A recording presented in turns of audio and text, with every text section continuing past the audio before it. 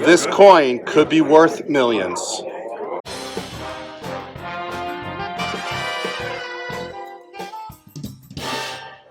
Hey collectors, thanks for watching on the Collector Coins. Hey, and that's right, we got a 1964 Denver minted peace dollar.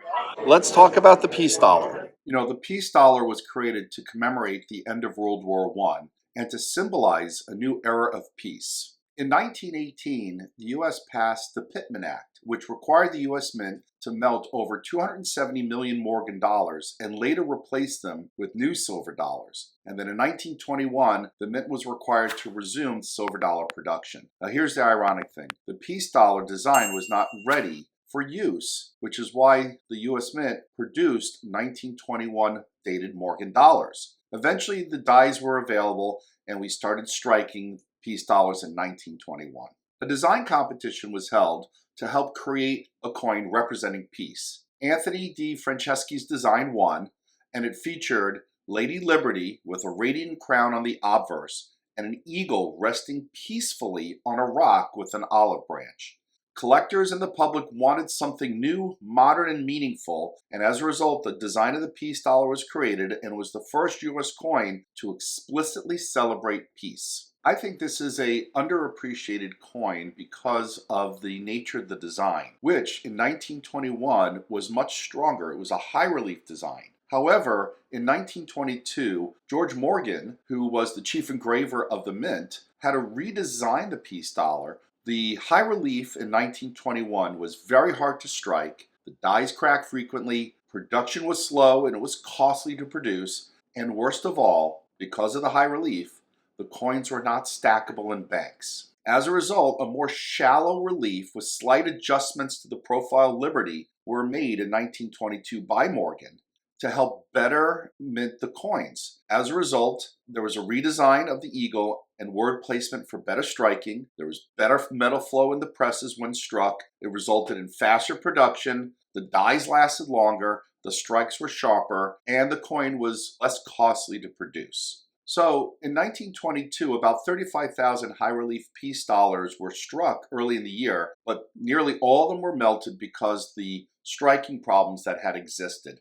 There are still a few trial pieces in 1922 with the high relief that are very valuable. And while the Morgan silver dollars are widely popular by collectors, and as a result, most of the peace dollars are quite affordable in comparison, with some notable exceptions of the 1921 and a few of the other semi-key dates, I believe because of the size of the coin, the silver content, and where silver price values currently are, the peace dollars are likely to emerge in the next few years as a more desirable coin to collect, most likely driving values up, particularly in MS65 on up if they are particularly full of luster, glass white with few impairments. As such, I think peace dollars are a sleeper coin for collectors, and I see a lot of collectors turning to peace dollars after they kind of experiment with Morgan dollars and realize to complete a set of Morgan dollars is not only very costly, but very challenging. Whereas on the peace dollars, simple in comparison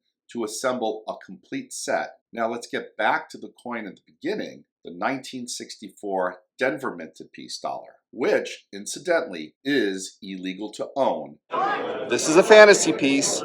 They were allegedly minted before they were melted. This one, however, did not test correctly. It is a counterfeit, but it's very cool that it came to the table. You know, this coin is surrounded by secrecy, government orders, melted silver, and of course, whispers of surviving examples.